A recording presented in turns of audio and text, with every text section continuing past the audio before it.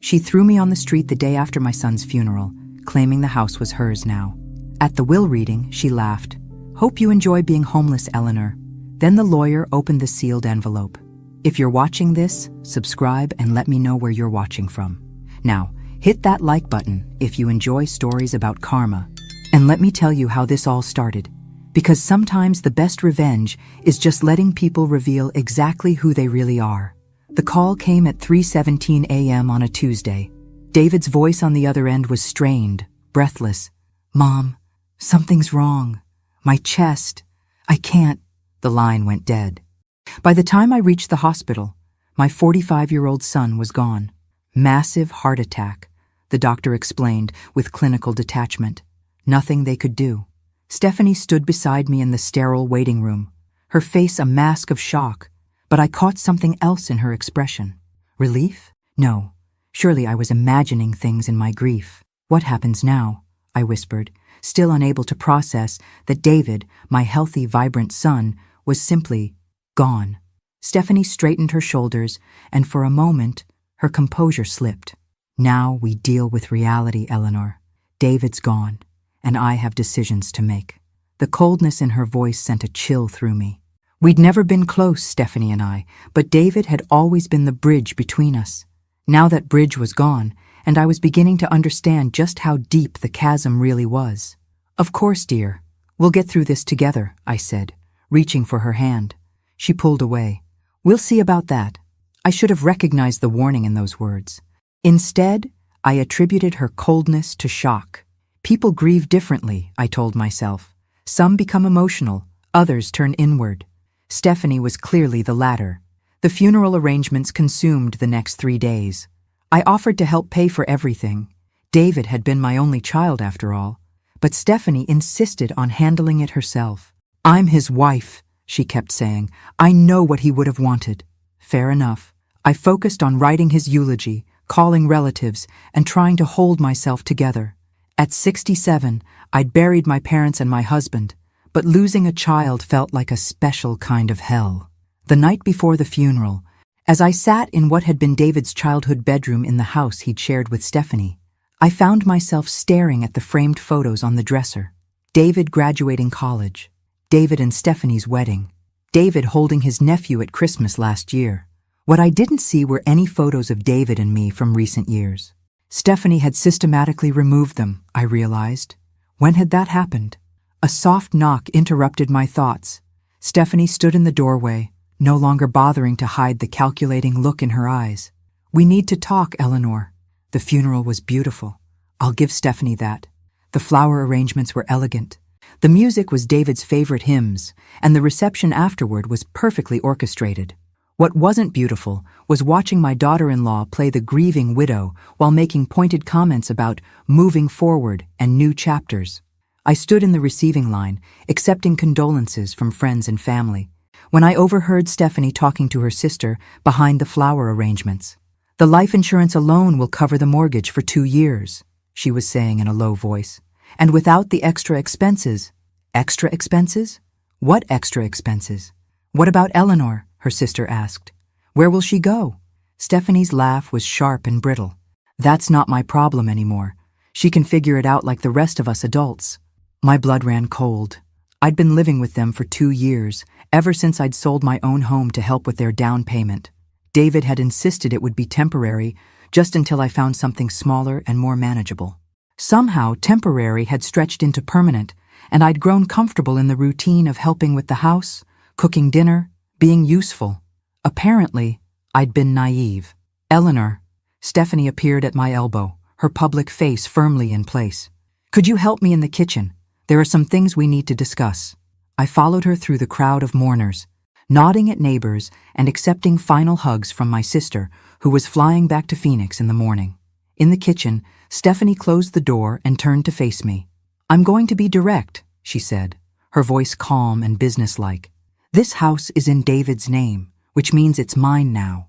I need time and space to process my grief without complications." "Complications?" I kept my voice steady, though my heart was racing. "You living here. It's not working anymore, Eleanor. I need my privacy." The words hit me like a physical blow. "Stephanie, I understand you're grieving, but surely we can— No, she held up a hand. I've made my decision. I'll give you until tomorrow evening to pack your things. That should be plenty of time. I stared at her, searching for any sign of the woman who'd once called me Mom, who'd hugged me at Christmas dinners, who'd cried when David proposed. That woman was gone, replaced by someone cold and calculating. Where exactly do you expect me to go? Stephanie shrugged. You're a grown woman, Eleanor. You'll figure something out. The casual cruelty of it took my breath away. David would be horrified by this conversation. David's dead.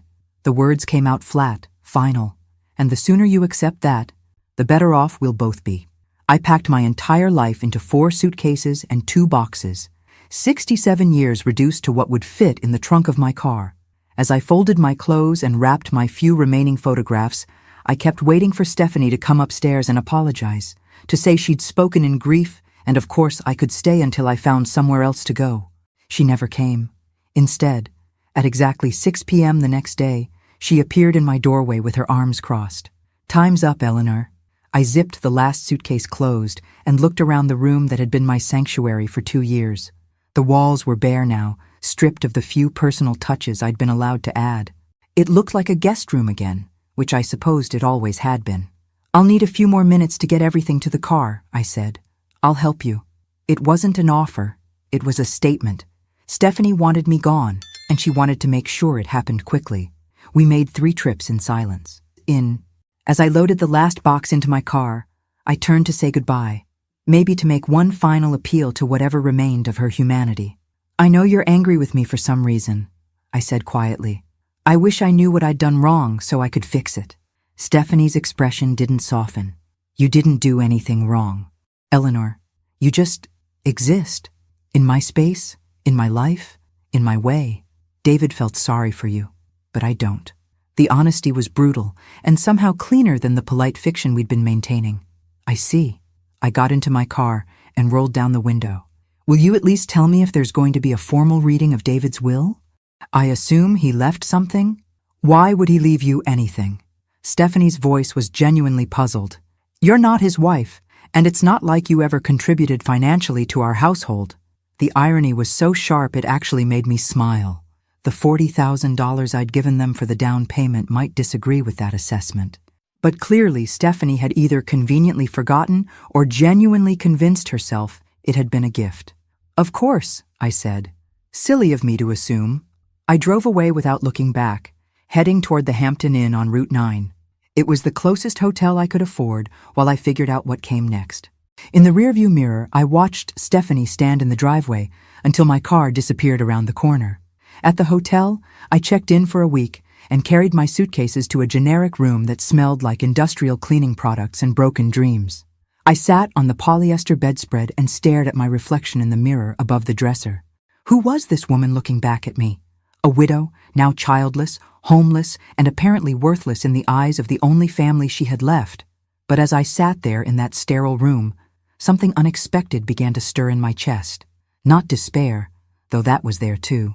Something sharper, something that felt almost like anticipation. Stephanie thought she'd won. She thought she'd successfully discarded the inconvenient mother-in-law and claimed her prize. What she didn't know was that David had been a much better son than she'd ever given him credit for. 2 weeks into my hotel stay, just as I was starting to seriously worry about my dwindling savings, the call came from David's lawyer. Mrs. Fairfield, this is James Morrison from Morrison & Associates. I handled your son's legal affairs. Yes, Mr. Morrison, I remember meeting you at David and Stephanie's house closing. I'm calling to inform you that the probate process is complete, and there will be a formal reading of David's will next Tuesday at 2 p.m. in my office. Your presence is required. My presence was required? I sat up straighter, ignoring the way the cheap mattress springs protested. I'm sorry, but I think there might be some confusion. Stephanie seemed to think, Mrs. Fairfield, Mr. Morrison interrupted gently. I can only tell you what David's will specifies, and it specifically names you as a beneficiary. I'll see you next Tuesday at 2 p.m. After he hung up, I stared at my phone for a long moment. David had left me something after all, probably some small keepsake, maybe his father's watch, or the photo albums from his childhood. Stephanie wouldn't be happy about it. but she'd have to live with whatever David had decided. I spent the weekend apartment hunting online, looking at senior living communities and modest one-bedroom rentals within my budget.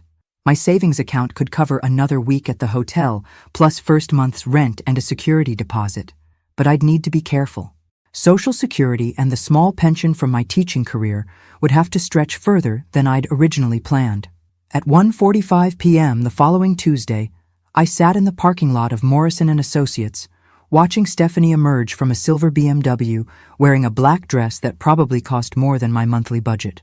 She'd brought someone with her, a man in an expensive suit who kept checking his phone. When I walked into the reception area, Stephanie's face darkened. "What is she doing here?" she demanded of the receptionist. "Mrs. Fairfield is here for the will reading," the young woman replied professionally. "Which Mrs. Fairfield?" Stephanie's voice rose slightly. "Both of you, apparently." The man in the suit, who I now recognized as Stephanie's brother Marcus, leaned over to whisper something in her ear.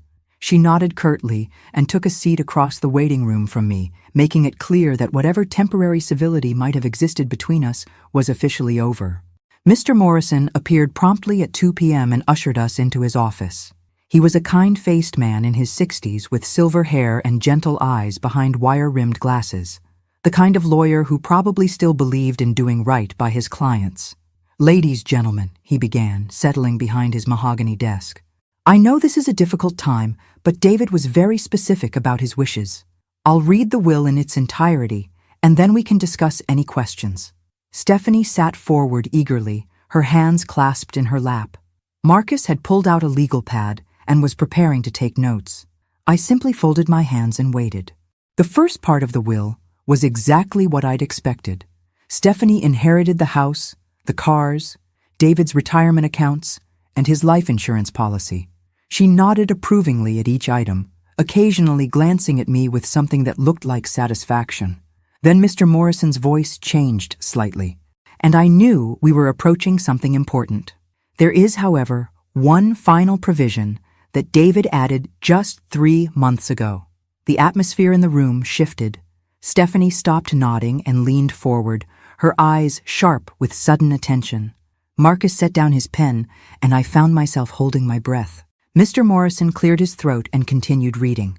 "To my mother, Eleanor Fairfield, who provided the down payment for our home and has never asked for repayment, I leave the contents of Safety Deposit Box U337 at First National Bank, along with all associated documentation and account information contained therein." "What safety deposit box?" Stephanie's voice was sharp. David never mentioned a safety deposit box. Mr. Morrison looked up from the document. Apparently it was something he maintained privately. He was quite specific that the contents should go to his mother. I was as surprised as Stephanie, but for different reasons. David had never mentioned a safety deposit box to me either. What could he possibly have put there that was meant for me? "What's in it?" Marcus asked, his lawyer instincts kicking in. "I have no idea," Mr. Morrison replied honestly. David simply provided the bank information and instructions that Mrs. Fairfield should have full access upon his death. Stephanie's face was flushed with anger. "This is ridiculous. If there's anything of value in that box, it should be part of the estate. We need to contest this." "You're certainly free to try," Mr. Morrison said mildly, "but the provision is very clear, and David was completely competent when he added it to his will. I witnessed the document myself." "When exactly did he add this provision?" I asked quietly. Mr. Morrison consulted his notes. 3 months ago, February 15th, he came in specifically to make this addition. February 15th. I remembered that date clearly because it was the day after Valentine's Day, and David had seemed unusually quiet during our family dinner. Stephanie had been complaining about something, the neighbor's dog, I think, and David had barely spoken throughout the meal. "This is a waste of time," Stephanie snapped, standing abruptly. "Marcus, let's go. We'll file a challenge tomorrow." "Actually," Mr. Morrison said, pulling out another document, "before you leave, I need to inform you both that David left specific instructions for his mother regarding the contents of the safety deposit box. Mrs. Fairfield, he wanted you to access it within the next few days, once you've completed the necessary documentation with the bank." He handed me a sealed envelope. "These are the bank documents and his personal key. The bank will need to verify the death certificate and process the paperwork before you can access the box. Usually takes about 3 business days. Stephanie's eyes fixed on the envelope in my hands like a hawk watching a mouse. I'm coming with you to the bank. I'm afraid that's not possible, Mr. Morrison interjected. The safety deposit box access is restricted to Mrs. Eleanor Fairfield only. Bank policy. This is insane, Stephanie sputtered. How do we even know there's anything valuable in there? It could be empty, or just sentimental junk. I stood up, clutching the envelope. I suppose we'll find out next week. As we filed out of the office, I could feel Stephanie's eyes boring into my back. In the parking lot, she cornered me beside my car. Eleanor, let's be reasonable about this. Whatever's in that box, we should share it. David would have wanted his wife to benefit from anything he left behind. For the first time since David's death, I almost smiled. You made it very clear that you don't believe David would have left me anything. Now suddenly you're concerned about sharing? I'm just saying, you're saying whatever you think will get you access to that safety deposit box. I unlocked my car door. But David was very specific. The contents are mine. Her mask slipped completely then, revealing the cold calculation beneath. Don't forget, Eleanor, you're homeless. You need my goodwill more than I need yours. I paused with my hand on the car door. Actually, Stephanie, I don't think I need anything from you at all.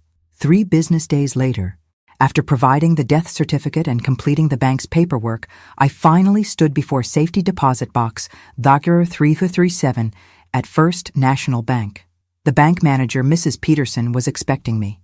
She'd obviously been briefed about the situation because she offered her condolences and escorted me personally to the vault area.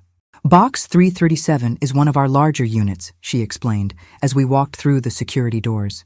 Your son rented it about 5 years ago and visited quite regularly. 5 years?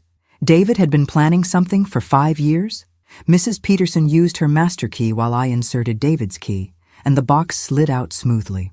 It was indeed large, about the size of a briefcase, and surprisingly heavy.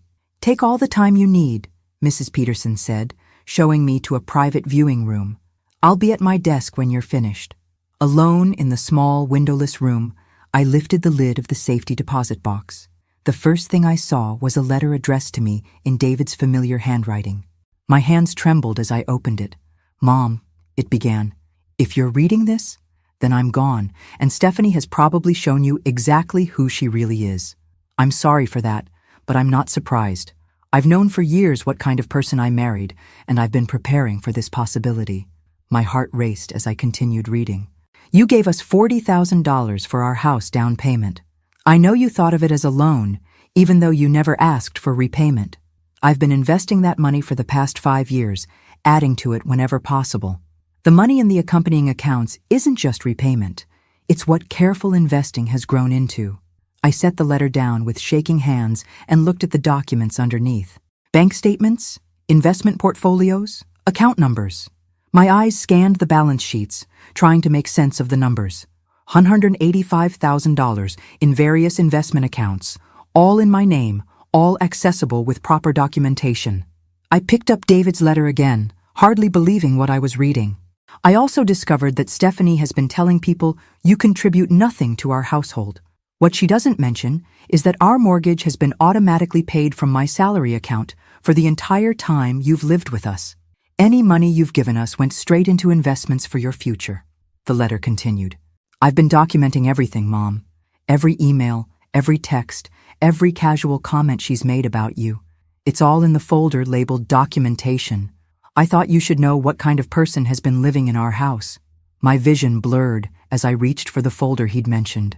Inside were printed emails, text message screenshots, even photographs of credit card statements, evidence of years of manipulation and deceit. The final paragraph of David's letter made my eyes fill with tears. You deserve so much better than the way she's treated you. Take this money and build yourself a life where no one can make you feel unwanted ever again. And Mom, don't tell Stephanie about any of this until you're safely away from her. Trust me on this one. All my love, David. I sat in that little room for nearly an hour, reading through everything David had left for me. By the time I emerged, I had a clear picture of exactly how my daughter-in-law had been manipulating both of us for years. Mrs. Peterson helped me transfer all the documents to a large envelope and explained the process for accessing the investment accounts. As I walked to my car, my phone rang. "Eleanor?" Stephanie's voice was falsely sweet. "I was wondering if you'd like to come by for lunch today. We could discuss what you found in the safety deposit box." I smiled at my reflection in the car window. "That's very generous, Stephanie. I'll be there at noon." It was time for Stephanie to learn that sometimes the people you underestimate are the ones who surprise you most. I arrived at Stephanie's house, her house now, at exactly noon, carrying a small gift bag and wearing my best poker face. She answered the door in a flowing white dress that probably cost more than my monthly hotel bill, all smiles and false warmth. "Eleanor, I'm so glad you came. I've made your favorite chicken salad." Funny how she remembered my favorite foods now that she wanted something from me. The dining room table was set with her wedding china and fresh flowers. Stephanie had clearly put effort into this performance. She poured iced tea and chattered about the weather while I sat quietly, watching her work up to what she really wanted to discuss. "So," she finally said, settling into her chair with practiced grace, "I've been thinking about yesterday, about the safety deposit box." "Have you?" I sipped my tea calmly. "I know we've had our differences, but David would want us to support each other through this difficult time. Family should stick together. Family. Rich coming from the woman who'd thrown me out the day after her husband's funeral. I couldn't agree more," I said evenly. Stephanie's eyes lit up, clearly thinking she'd found an opening. "I'm so relieved to hear you say that. I was worried you might be angry about having to find your own place so quickly, but you understand I needed space to grieve." "Of course." I took a bite of chicken salad. "Grief affects everyone differently." "Exactly." She leaned forward eagerly. "So about what David left you. I was thinking we could pool our resources, combine whatever was in that box with David's life insurance, maybe invest it together. I have some wonderful financial advisors." I bet she did. The same ones who'd been helping her make questionable spending decisions. "That's very thoughtful, Stephanie. But I'm curious, what makes you think there was anything valuable in the safety deposit box?" She paused, clearly not expecting the question. "Well, David was always so private about certain financial matters. He must have had a reason for keeping something separate." "Private? That's an interesting choice of words." "You know what I mean." She waved a hand dismissively. "Men and their financial planning. They never tell us wives everything." I set down my fork and looked directly at her. "Actually, Stephanie, I think David told you exactly as much as he thought you needed to know." Something flickered in her eyes. Uncertainty. Maybe a hint of fear. "What did you find in the box, Eleanor?" The moment of truth was approaching, but I wasn't quite ready to play that card yet. Instead, I reached for the gift bag I'd brought. "I brought you something," I said, pulling out a small wrapped package. "A little thank you gift." She unwrapped it eagerly, revealing a framed photograph of David from his college graduation. Her face softened slightly. "Oh, Eleanor, this is lovely. Thank you. I thought you should have it. After all, you were such a devoted wife." The emphasis I placed on devoted wasn't lost on her. She looked up sharply, searching my face for hidden meaning. "What's that supposed to mean?" "Nothing at all. I'm just appreciating how well you took care of my son." Stephanie set the photograph down carefully, her demeanor shifting. The fake sweetness was evaporating, replaced by something warier. "Eleanor, you're being cryptic. Just tell me what was in the safety deposit box." I smiled and took another sip of tea. "Documents mostly. Very interesting reading material." "What kind of documents?" "Oh, you know, financial records, investment statements, some correspondence." I paused meaningfully. Quite a few printed emails and text messages. The color drained from Stephanie's face. Text messages? David was quite thorough in his record-keeping, especially toward the end. I pulled out my phone and opened the photos David had taken of various text conversations. "Would you like to see one? This is from about 6 months ago." I turned the screen toward her, showing a screenshot of her texting her sister. "God, I can't wait until that old bat finally moves out. Then we can turn her room into the home gym I've been wanting." Stephanie lunged for my phone, but I pulled it back smoothly. "There are dozens more," I said conversationally. David was apparently very good at documentation. "This next one is particularly enlightening. It's you texting Marcus about how you've been convincing David that I should contribute to household expenses when the mortgage was already budgeted from his salary. Stop. Stephanie's voice was barely a whisper.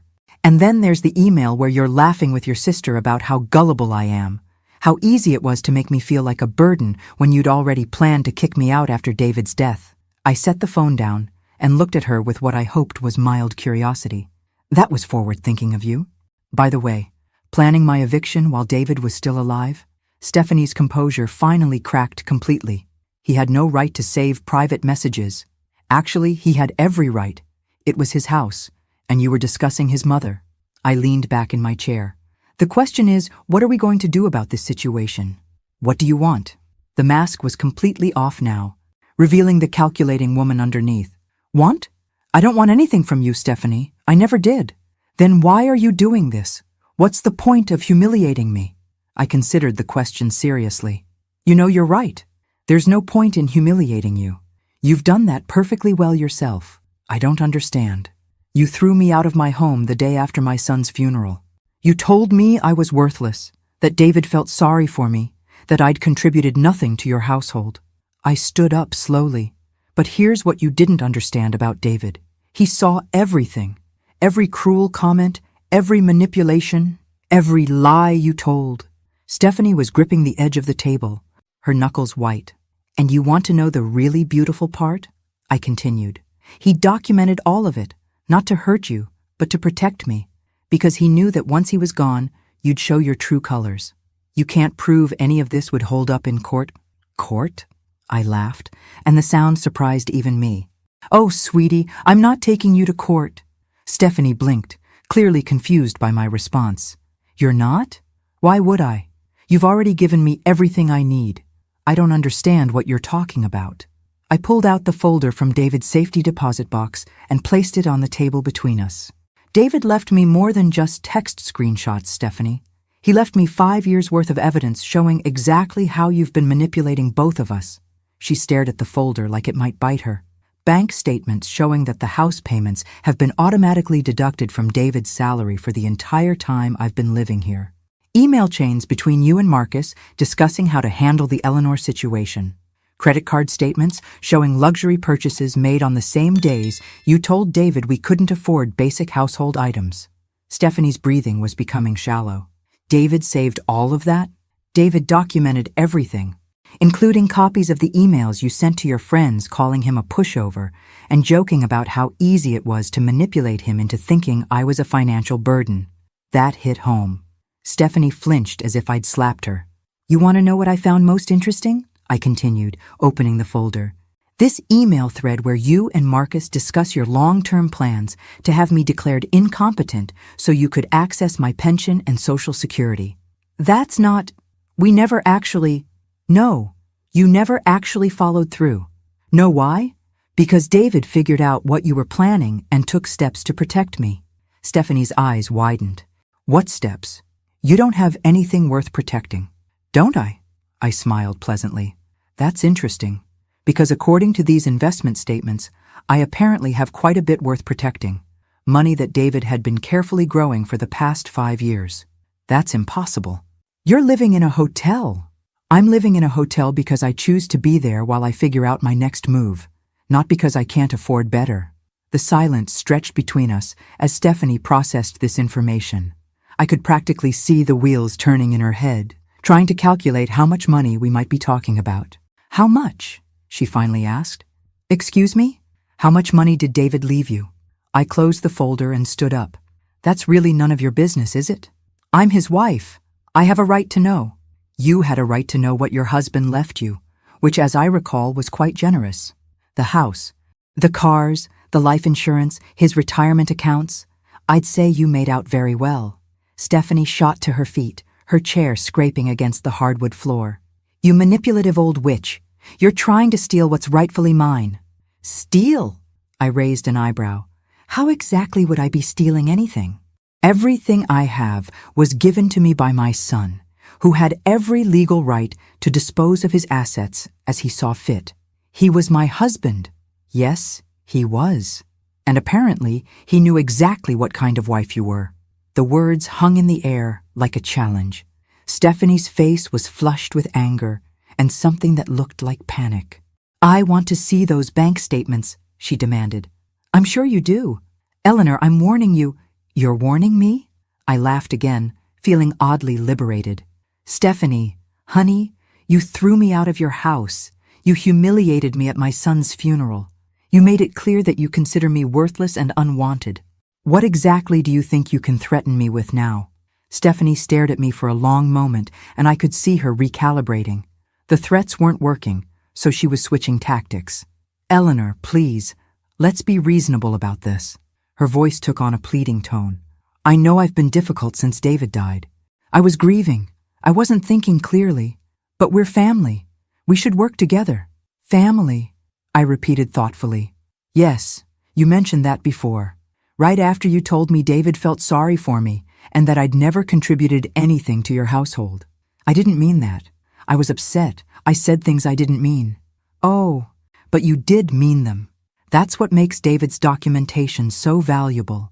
He saved you saying the same things multiple times to multiple people over a period of years." Stephanie's mask slipped again. "What do you want from me, Eleanor? An apology? Fine. I'm sorry. I'm sorry I hurt your feelings. I'm sorry I asked you to leave. I'm sorry for everything. Now can we please discuss this money situation like adults?" "There's nothing to discuss." "Of course there is. If David left you a significant amount of money, we need to plan how to manage it responsibly.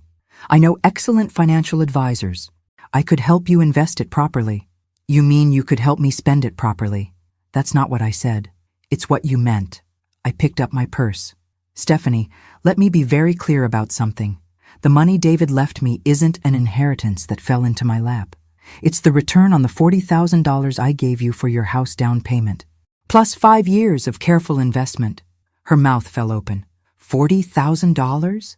Did you think it was a gift? Did you think I just handed over my life savings out of the goodness of my heart with no expectation of repayment?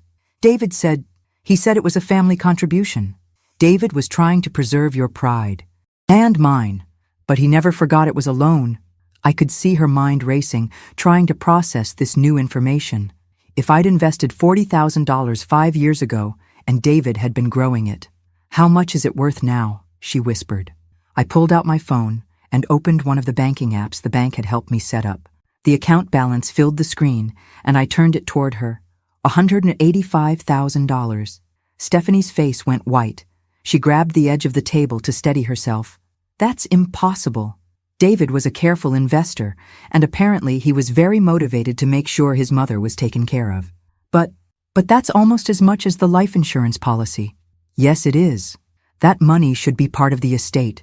It should be split between us." "Should it? Based on what legal principle?" "Based on the fact that I'm his wife and you're just his mother." The casual cruelty in those words, "just his mother," hit me like a physical blow. But instead of pain, I felt something else. Clarity. "You know what, Stephanie? You're absolutely right. I am just his mother. The woman who gave birth to him, raised him, supported him through college, and lent him the down payment for the house where you threw me out like garbage." I stood up and slung my purse over my shoulder. And apparently, that was enough for David to make sure I'd never have to depend on anyone's charity again. "Wait," Stephanie called as I headed toward the door. "Eleanor, wait. We can work this out. Please, just sit down. Let's talk about this rationally." I paused in the doorway and turned back to face her. "What exactly do you think we need to work out?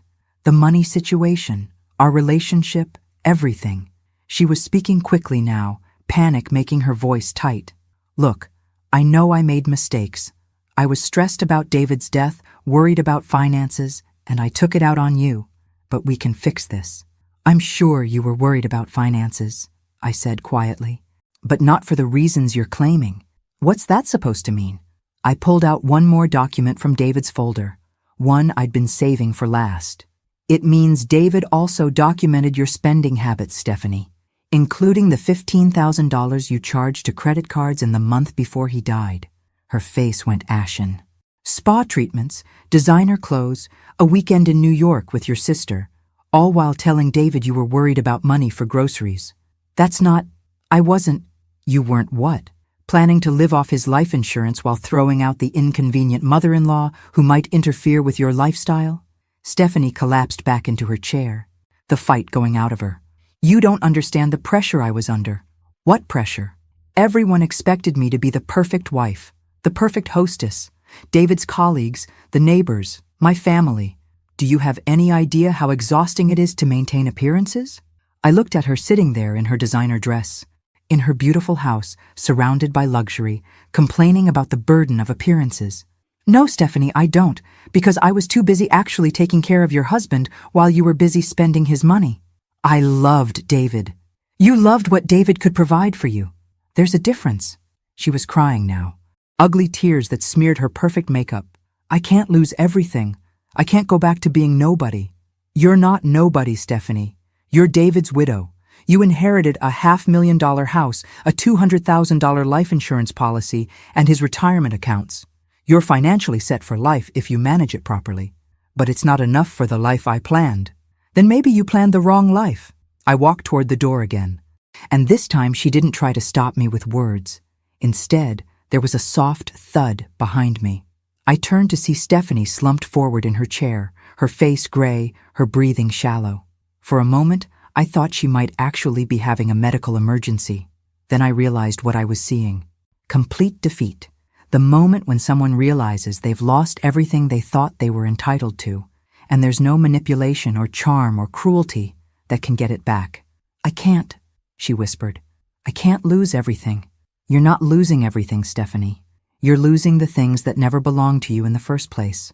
I left her there in her expensive dining room, surrounded by her wedding china and her carefully constructed life, and walked out into the sunshine of my new beginning. Sometimes the best revenge isn't revenge at all. Sometimes it's just justice, served exactly when it's needed most. And sometimes, if you're very lucky, it comes with a hefty bank balance and the knowledge that the child you raised turned out to be exactly the man you hoped he'd become. David had taken care of me after all, just like he'd promised he always would. Even from beyond the grave, my son had kept his word, and that, more than any amount of money, was the greatest gift he could have given me. Thanks for listening. Don't forget to subscribe and feel free to share your story in the comments. Your voice matters.